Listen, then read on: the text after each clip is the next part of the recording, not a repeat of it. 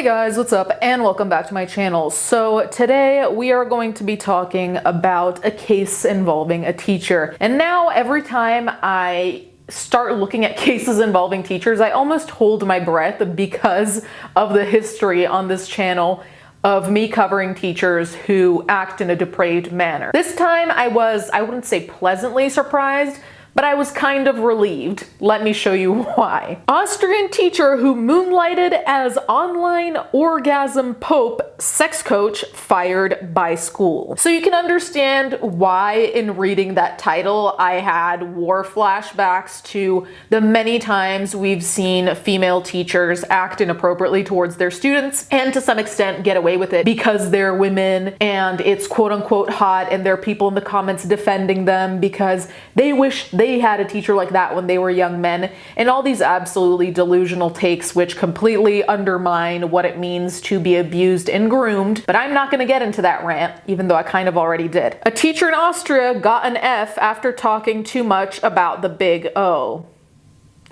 I don't know who wrote this article at the New York Post, but I think you should be fired.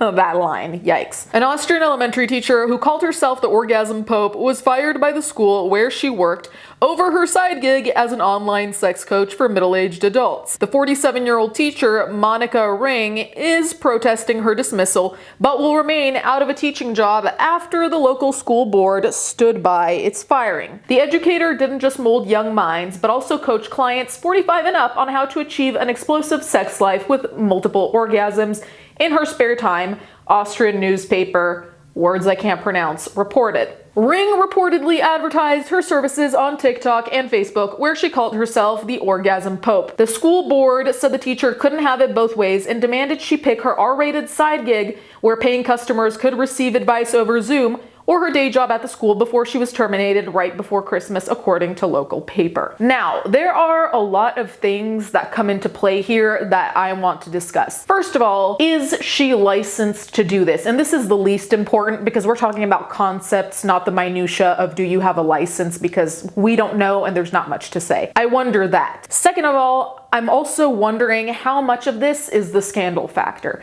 in the sense of she decided to call herself and advertise herself as the Orgasm Pope. Had she called herself an adult intimate relationship mediator, would they have had the same reaction?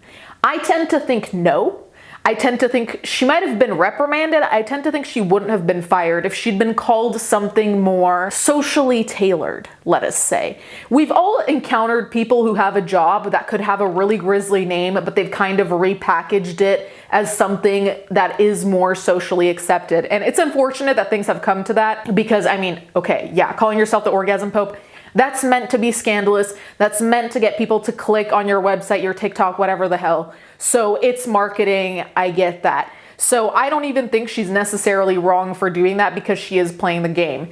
That being said, in playing the game of getting clicks or whatever, you will have people being shocked by it. And especially if parents or whoever found out that she was doing this, whoever related to the school finding out you're doing this and sees you marketing yourself as the Orgasm Pope, that ends up hurting that job, right? And I can't blame them for being suspicious due to the name. However, if this turns into a moral conundrum, this is the issue. Both are the exact same job, but they have two different names. Now, the thing is, it comes down to hypocrisy. The question is, would the school treat her the same way if she had a different title? In the sense of, if she was called something other than the Orgasm Pope, if she were called the mediator of intimate relationships between adults, would the school still fire her? If morally it all aligns and they would have fired her regardless because they have an issue with the job, I still take issue with that, but at least there's consistency. However, I tend to think that if she had quote unquote repackaged her name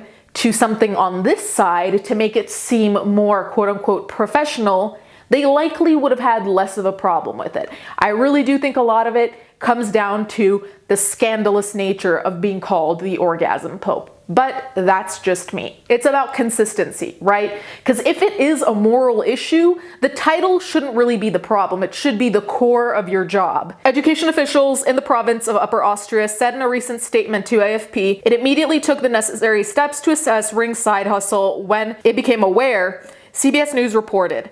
The teacher was booted after careful consideration, the board said. This decision was made after involving all of the relevant parties, conducting the necessary investigations, and after careful consideration, head of the school board, Alfred Klemfer, said, according to word I can't pronounce. The fired staffer taught gym class at the school since 2016 and appears ready to fight to get her job back, or at least withheld severance pay, noting that she never appeared nude online or did anything pornographic. Her ultimate goal as the Orgasm Pope was to help people 45 and older spice up their sex lives. I would have thought that a school board in the 21st century would be a bit more enlightened, Ring's lawyer said, according to CBS, which cited local media. Sex ed outside the classroom and sex work has led to trouble for school officials in the states as well. So this is also the other thing.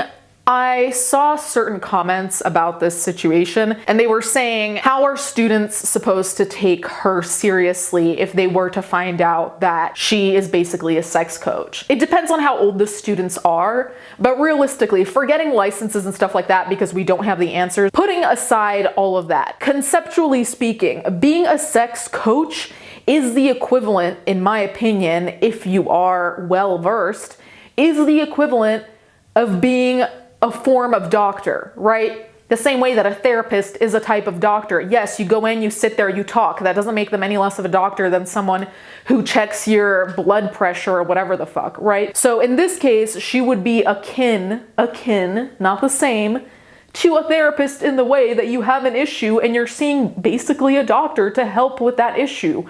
And my question would be, what would be the difference between someone who helps you with sexual intimacy as opposed to a gynecologist, right? Because at the end of the day, we're talking about those body parts, and that's what I think makes people uncomfortable or makes people see this as unserious, I guess. And of course, the gynecologist needs a massive level of schooling, and I'm not discounting that. But conceptually speaking, we're still talking about the same body parts. We still are talking about a biological process. It's hard to really set a boundary of what is acceptable and what isn't when it's all within the realm of quote unquote medicine. And again, I say that due to the licensing that we don't know. In this particular case, it really does seem like a stigma that doesn't really need to be there. Now, former University of Wisconsin Chancellor Joe Go was tossed from his job last year after it came out he films his own adult content with his wife, with the Board of Regents citing his abhorrent behavior in its statement. A Missouri teacher was fired in October after school leader discovered she had an OnlyFans account. In 2022, two Arizona teachers who were married were canned when administrators became aware they filmed OnlyFans video in one of their classrooms. I'm not really here to open the discussion with teachers doing OnlyFans because that's not what we're here to discuss.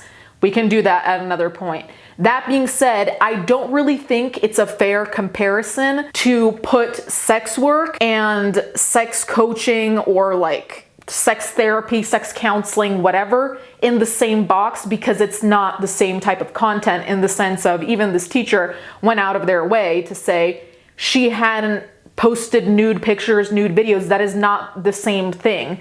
So I'm not condoning or going against OnlyFans stuff because, again, that's another conversation. I just don't think it's comparable, right? So I don't even know why they're bringing up a couple who filmed OnlyFans in a classroom as opposed to someone who has a second job coaching middle-aged adults through their sex life problems. Like, I don't think that's similar at all. So I don't really know why that's being brought up. Anyway, you guys can let me know what you think in the comments down below. Is my opinion unpopular here? I don't know. Let me know. Thank you guys so much for watching. Thank you to my patrons as always, and I'll catch you guys next time.